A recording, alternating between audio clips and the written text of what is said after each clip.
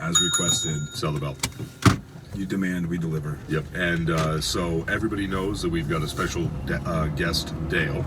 Say hi again, Dale. Hello, everyone. Hi, Dale. So, Dale, we would like to know a little bit more about you, man. What makes you tick? What you do for fun? How you got into the automotive field? You know, you have the floor. Well, everyone, as I said before, my name's Dale Follett. I have been in the automotive industry professionally for 15 years and then at the dealership level for about 10. I grew up literally in a garage. So my parents owned an independent shop growing up. So I literally, like at the age of 5 years old, I was, you know, turning wrenches on small engines and stuff like that. And then eventually graduated up to cars and went to high school and everything, went to tech school and got, I don't know if anyone's, I'm sure some of the listeners have heard about it, the Skills USA program that you can do in tech school, the national program that you can do for like automotive and auto body and everything like that. They go over all 50 states and do competitions. Oh, that's cool. So you're telling me you did not go to the Cranberry Institute? I did. Oh, you did? That's later. Oh my God, hell yeah. So, You're spoiling the surprise. Spoiling all this. Oh, anyway, so I went to, first year of tech school and high school because we had 2 years of it. I went to the 4 AAA auto student thing, got 5th in the state. Then the second year I went to Skills because it was a harder program from what everyone told me. Got studied up for it, had no life. Got first in state, and then 5th in the nation, and that's what paid for my UTI training. So I have a full ride for UTI and Ford Fact. Jeez, and that's man, what that's what sparked everything. So after that, it's just been a few Ford dealerships, a couple Indy shops, Toyota for a year. I'm sorry. It's okay. Yeah. We forgive you. Those fancy Lexus. It was Toyota and Lexus. Somewhere Eric is screaming. Everywhere Eric is screaming. Yeah. But yeah, now lately I'm a master certified technician. I am really stupid close from having my senior master. So getting through that training for warranty. Yeah. Yes. I'm gonna come. It's okay. You can. Do not come. Thank you. No, Jesus, so Allie. I was waiting. Yeah, we're all waiting. No, I was gonna, you know what, I don't want to be pigeonholed. I don't want to be pigeonholed. Oh my God. Can't have radio silence. Yeah, you can. We're all looking at you. Even Dale is. You can't see him. He's looking at you. I can see Jake, like, come on. Yeah, it's like, what are you doing? Well, it's okay. Oh, you know, in that case, it's fine. Yeah. Warranty's important. Do you have any? Where's excitement? Do you have any projects you're working on right now, Dale? At the dealership or at personal? Both. Okay, dealership. Yeah, I do. Dealership. I am one of the. We do A, B, and C techs at our dealership. So there's only 3 of us A techs, and I'm the guy that does most of the automatic transmissions, engine overhaul, stuff like that. So I have a 10R60 apart. Yeah. I have a 10R60 apart, currently waiting on parts to come in. I've got the next one coming in is a DC to DC converter and a hybrid. I've got another 10R80 and a couple others waiting to come in. Just, you know, all the normal stuffs. At home, I've been working on 2 different projects that are just personal stuff. One kind of got backward, but anyway. 1987 Pontiac Firebird I've had for many, many years, probably 12 years now. That was my cheap fun challenge. So that one, junkyard 5.3, twin 76 millimeter turbos, nitrous injected, junkyard build. Oh, that's amazing. I wanted to see Hashtag sell the bell. Oh my goodness. I wanted to see how cheap I could go to the drag strip for and get kicked out for not having safety equipment. Hell yeah. So, I'm still gonna send it. Did you ever end up doing a pass with that? oh yeah, I did a lot of passes with that thing. What was your best time? 1097 on 130. $4,000 including buying the car. Oh my God, that's amazing. Wow. Talk about having fun for cheap. Seriously. Ten- It looks 10-second car. It looks like shit. It's all junkyard parts. It's That's nothing the special, best. but it goes. You can't have all show and no go. Dude, there's Exactly. that one company that's out here in California that I can't remember the name for the life of me, but they are known for making sleepers to make it Uh-huh. as quiet as possible with the junkiest looking outside, but will tear apart 90% of whatever is on the factory line. I love sleepers. Yep. Oh, That's yeah. my jam. Yeah, that's Yep. good. And the wait list is like 7 years long. It probably takes 2 to build. Yeah. Oh, easy. I'm Yeah. sure. You gotta get that Yeah. Custom rust patina all over it. and Take some time. Yep. then the Hopefully out there in California. Park But it yes, by the the second- ocean, you'll get that patina in no time. That Malibu Or in rust. it. Yeah. Doesn't take But much. yes, the second project is I just got, because it was a bucket list item. It was a 1990 Chevy S10 square body pickup, regular cab short bed. That was 4-wheel drive when I got it. I frame swapped it to 2-wheel drive. I custom built a 3-link in the back with an 8.8. It's getting a 6.2 liter LS 5-speed. Nice. 78, 75 turbo, and I'm making it into a drift truck. Hell So yeah. custom front suspension, custom rear suspension. I'm designing it all in a Fusion 360 CAD design software, and making my own brackets and everything like that, and going to town. Do you strictly do your fabrication through CAD, or do you do like hand fabrication, like metal bending? Yes. Okay. Yeah. Yes. So, but Perfect yeah, no, answer. that's the projects. That's just kind of personal stuff. about you. Are your beads shiny and tight? I'm not a professional welder, but they do look pretty decent. So. I showed Allie like a video of that where, remember that welding video that I showed you? Just absolutely perfect, straight down the line, double it bead, was so nice. I could appreciate it. gorgeous. She's like, oh my god. I'm like, yeah, that's what good money will buy you. Yeah. Bug porn. Yes. Yeah, well born for sure. Yeah. for reals. Absolutely. I love that Because stuff. I mean, I did that for a while, like when I was in metal shop and all that. And it was so much fun, and you appreciate it because That's what I I was appreciate just so much, beginning. yeah. Because Yeah. it takes so much skill to do that. It was so much fun. No. I want to get back. Now, pardon my ignorance, but the one that has the ceramic cup around the actual tip, where you actually It's have to TIG walk welding. it, Yeah. TIG welding, thank you. I couldn't think of the name. Yeah, where you walk it. I wanted to say it Yes. first so I sounded smart. Dale, if I'm not mistaken, you have a couple other projects that you're doing. I also own a side business. So I own Twisted Builds LLC, and Shout out. I do quite a bit of stuff with the business. So I build simple dial boost controllers. They're little 4-wire hookup boost controllers for the automotive aftermarket, that with a little digital screen and a dial on it. Just kind of lets you adjust the boost from the car, sitting in the driver's seat of the car. I'm working on releasing an advanced dial boost, which I keep getting hounded about by my customers. Okay. I also do, I'm into the Speeduino ECU market, so I pretty much design and build automotive engine computers. Nice. I'm working on releasing those soon. I also build websites. You do. For clients. Yes, I do. Do you like the website? Do you like the Sell the Bell? Well, You're all welcome. www.customerstatespodcast.com. Podcast.com. Yeah, is where you can find a beautiful website handcrafted by Dale Follett himself, and that's Yep. where you can find all And of you our- can go sell the bells from there too, and any other merchandise you guys come up with. which is coming soon. We've already been in talks during the break. do not so, come. Yeah, it's coming soon. Also, then this is going to be a podcast exclusive. I've been waiting for this podcast to release this. Wait, hold on. This is one more page. Hold on, just give me one second. Hold on. You got a vamp. So, There we go. So, I sent one of these to Mike, and I also had him test one of the prototypes. Any of the Ford techs that listen to this, because I know there's a lot of you guys out there that listen to this podcast. I've seen it all over Facebook. If you guys do any of the 1.5 short blocks or any of the 1.5, radiator services or coolant services or anything like that, I know you guys have ran into this because I have too.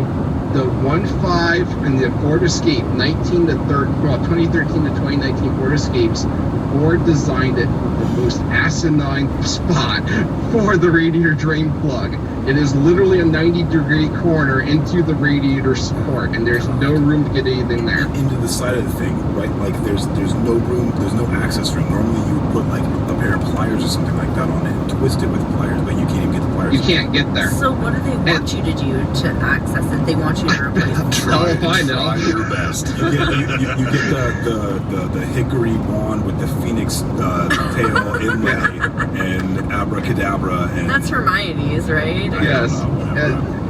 I've tried several of the aftermarket or available commercial tools for radiator drain plugs, and they won't fit in there. It just is not going to happen. So I got ticked off. I got ticked off and just designed my own. Nice. So I don't know if I'll show this for the web camera for YouTube. It's over There is here. There is an aluminum drain plug removal tool that I made. It works off a quarter drive ratchet. I use a long ratchet, and it will fit in that tight spot and open up the drain plug so you can drain the radiator for doing coolant surfaces or if you're doing the infamous 1.5 short block repair. So there's that. I'm also working on another tool. Oh, sorry. I interrupted. There will be pictures throughout this discussion on the YouTube video to show it in use and to show it up close. So Nice. pay attention to the YouTube video. You never show me in use anymore. I'm here. I wonder why. Get your heads out of the gutter. Also, I am designing. I had a phrasing. I had a there we Phrasing. go.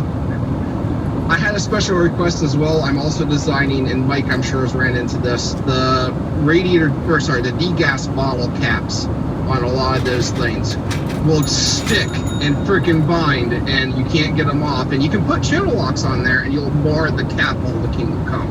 So I'm actually designing another tool as well. It's gonna have a 3/8 drive on it that'll be able to get that cap off without killing the radiator cap.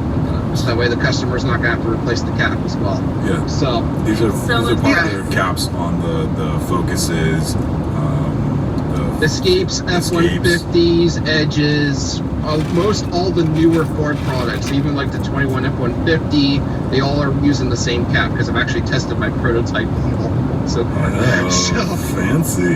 I am So, so yes. impressed. Dale's a Yes, man I do. of even more hats than I have. He's a beast. I have a lot of hats. I also do, the IT work and everything at the dealer, just like Mike does. So, but yes, I guess that's most of me. That's awesome, dude. That's insanely impressive.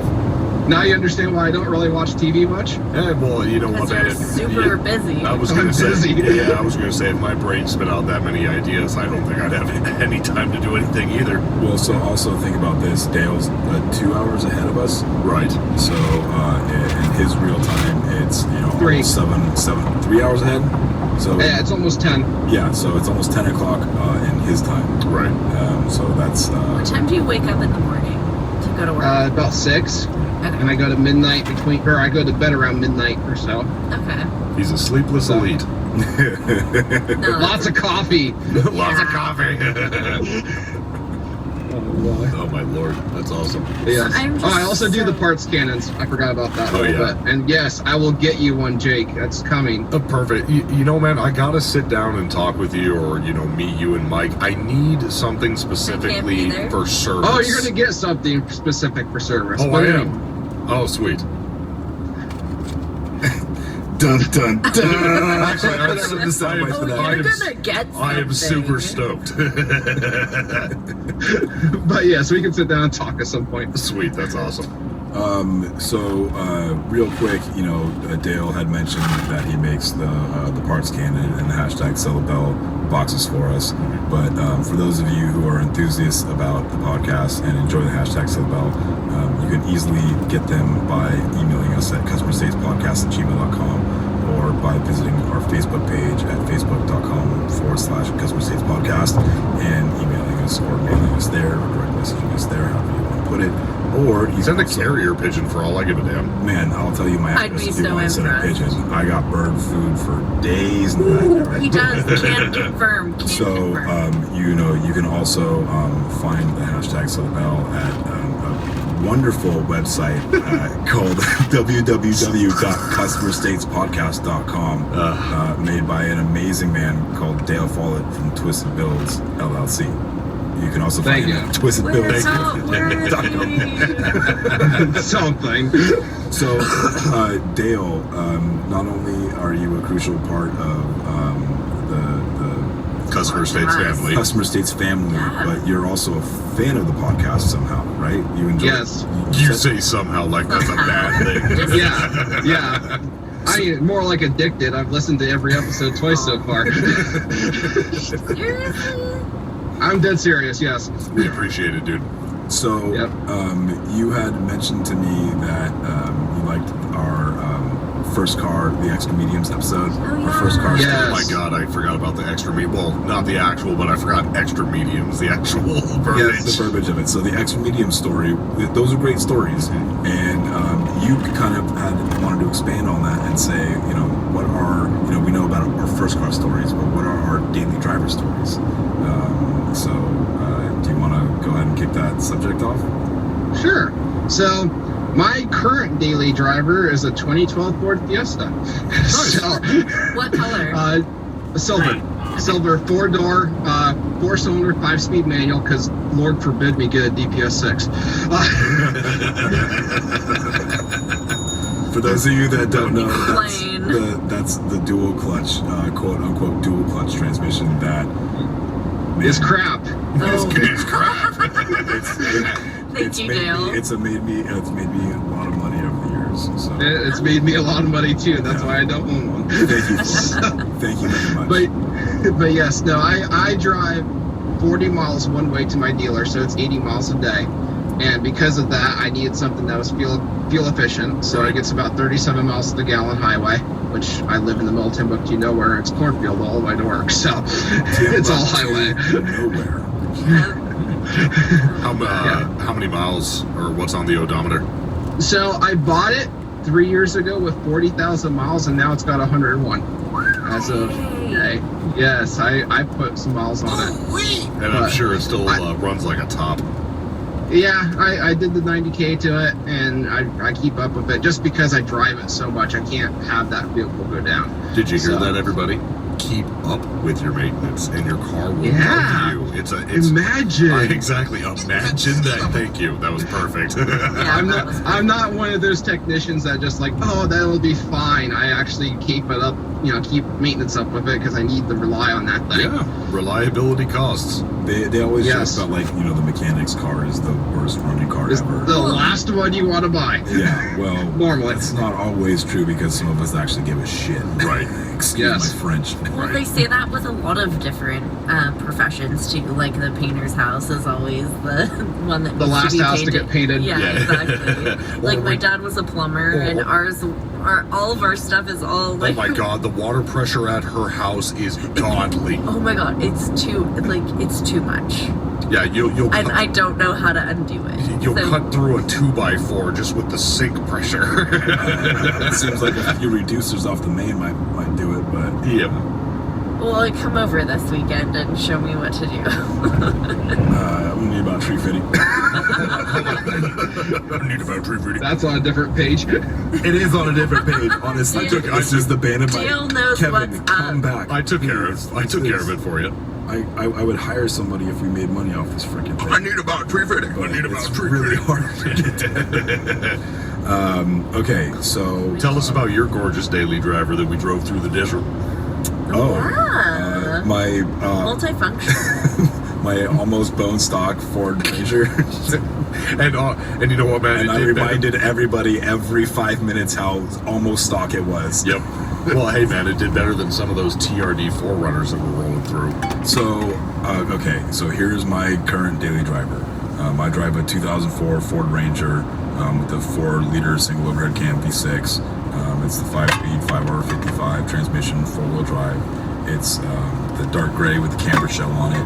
And when I bought it, maybe a little over a year ago, it had 6,700 miles on it. Yeah, it was brand new. A 2004 Ford Ranger with 6,700 miles on it. What did they do? They just went to the grocery store. As they and back? say, fucking mint. It was my old neighbor's uncle's truck or whatever, and he lived in the Palisades, and it was in a carport under a car cover for 3 years, and the guy passed away. He never used God it. bless him. He had a like a rental cabin or whatever up in Mammoth, and he would drive it up and back and forth to Mammoth. So like in the back of it, it had the snow chains and the ice scraper and like all that stuff. So they called me and they told me like, hey, we have this F-150 that we need to get running, try and sell. Like, okay, bring it down to the dealership, I'll take a look at it. So the tow truck comes in, and it's not an F-150, it's this Ranger.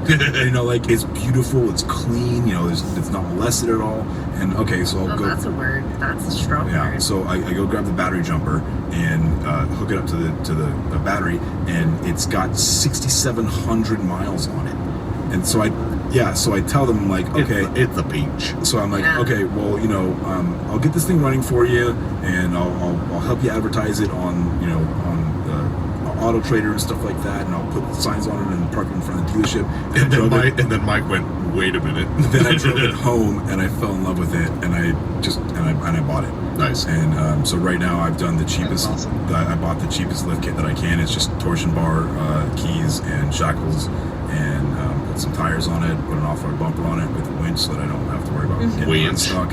And how good was that thing in the Mojave? Oh, it's Yep. fantastic. Not dude. bad for an almost bone stock Yeah. 2004 Ford Ranger, right? And then for me and Allie right now. Hold on. Oh, I'm gonna interrupt quick. So, Mike, Yes. did you say that was a manual 5-speed? No, it's automatic. It's automatic. Okay. I didn't know they made the 5-speed automatic. Okay, continue on. Yeah, it's the 5. I was gonna make the 5R50 or whatever. Yeah, 55, I think it is. 5 or 55. Okay. I was gonna make the Or joke of 44. look, the 2 automatic transmission text drive manuals. Anyway, go on. Honestly, I wish it was a stick, because I hate the automatic transmission that's in it. They're horrible transmissions. Fortunately, it's such low mileage, I'm never gonna have to worry about it, because the parts are almost Yep. obsolete anyway, so it doesn't really matter. I liked when I had the Ultima, it was manual transmission, and I liked it. It was fun, but I will never own another one in California. at least in California. Never, ever, ever, I ever, love ever. driving stick. No, I in love traffic. Stick it. No. So stick itself Traffic is fun, but sucks. here in the traffic in California, it can be. It's still enjoyable, but I mean, even you just so, have to focus more. You don't get Yeah. to like relax as And have as you much, and, you're and, already have you stuck in met traffic Allie? Is my Have you met personal- Allie? Concentrate. Come on. I'm offended. I love it. You are not. I am. You tell me I all am the time. offended. You tell me all the time, babe. I don't know what I'm doing. So for our daily driver, it is a 2021 Mazda 6 2.5 liter inline 4 turbo. So nothing super fancy, but you know, work at a Mazda dealership, get a good deal, and I love the car. I love the car, man. It's my first turbo. It's smooth. It's quiet. bone stock, right? It is bone stock, my Bone friend. stock. It is stock. it is bone stock soup. But I mean, it's quick. It gets out of the way. I mean, my one before that was a 2017. 16. No, 17. It was 17 because it was the newer dash setup for the new Connect system. Okay. So it was a 2017 2.5 no turbo. Those things are slugs. They did a really great job with the turbo, even though it's itty bitty, man. It's so tiny. And because Kevin doesn't listen to this, but Dale wants to know, Kevin drives a 2017 Toyota Tacoma that's pretty decked out. Not as Awesome. cool as my truck. No, definitely not as cool I as feel your like truck. you didn't give our car like enough I have justice. accents on my truck. Well, I mean, it's a 2021 stock Mazda 6. There's not a whole lot to jazz about. Well, it's the color The white. window- It is white. It is Oh, white. And okay, it's yeah, beautiful, okay. And it has pearly, beautiful fleckies in it. It's absolutely gorgeous. So- Kevin's truck is black. So it's a snowflake. I don't remember. Yeah, it's white with sparkles, and it's got tint, and the wheels are pretty, and they spin round. And Okay. I love my sunroof. Go on. Dale. So, we all know what everybody drives now. And I also have a 1973 Roadrunner that I know, but it's going to be soon. pictures or it didn't happen. I will. I have pictures. I have pictures. Hey, let's upload some of those to the Instagrams and Yeah, the podcast. no problem. Stuff like that. Yeah, got it. Hey, hashtag Celebel. Bing, bing. Little room for that. I would love to see that thing again. Yeah, Send me a picture of your truck. My old truck? No, the one you got right Your now. truck. Oh, the Ranger. Daily driver. Oh yeah, we can post our Send dailies me on a the picture podcast of page. your Fiesta. Sure. Dale, yeah. I can do that. So, if you What's can't that noise? hear the rustling of the papers, we have some fancy brand new listener mail. It's kind of hot off the press. Ow, okay.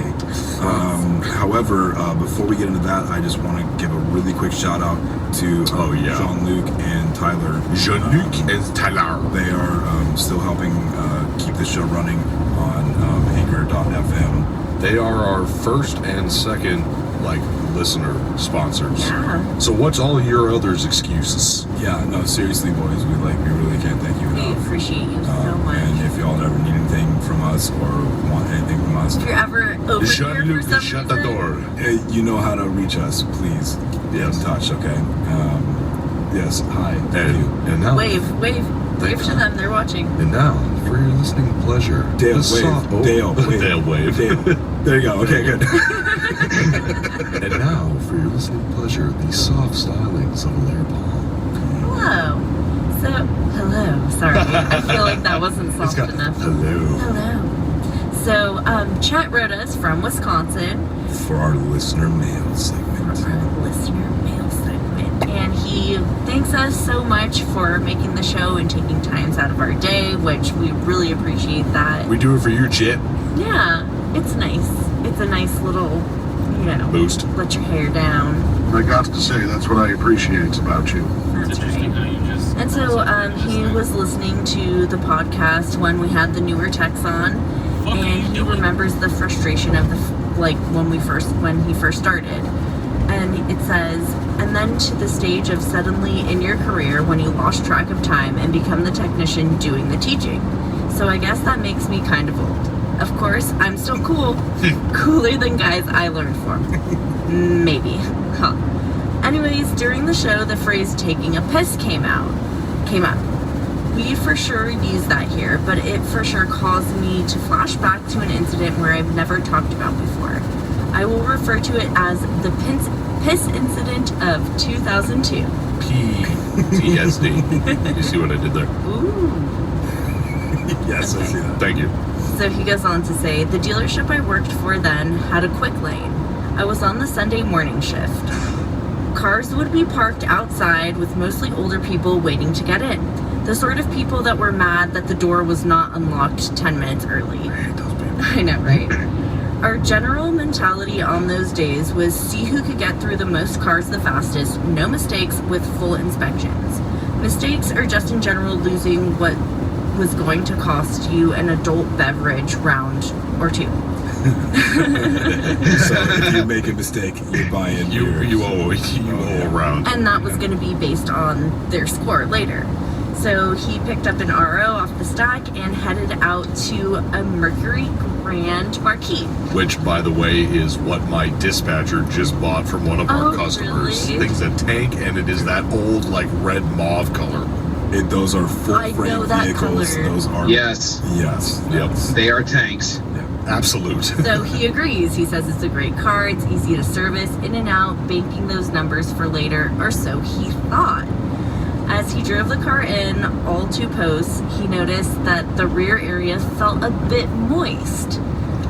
He says, I thought it was a bit crazy at first, but after the 50-foot drive to my bay, I was not crazy. My pants were now clearly wet. We're talking water balloon to the back of the pants sort of wet. Mother of God. I got out of the car and was confused and stunned. I was on autopilot and went around to the front of the car and opened the hood trying to process what I think just happened. The tech next to me was giggling at something. I thought it was me, but when I looked up, he was staring through giant windows going into the customer area. He looked at me and pointed out that an older gentleman standing at the window had peed his pants. Remember, kids, you ain't coochie peeping. My reply was, of course, I know. He realized what had happened and, being the good friend that he was, started laughing uncontrollably. As we all do. I think we all have. Every time. The customer realized what had happened and walked out to apologize to What me. the hell? I don't know Yeah, if the that speed made bumps it so hard, better or phone not. takes a Two grown screenshot. men with pee pants talking. Except mine was not my own. Needless to say, I went straight to the locker room and cleaned up and changed my uniform. He drove his car out. I can level-headedly deal with an emergency, whether it be a fire, medical, anything. Sitting in a seat full of pee is where I found my limit of stunned panic. Only silver lining to that day was I didn't pay for a single beverage later, as the jokes flew. Thank you, Chet. Man, nothing is fucked here. Oh my god.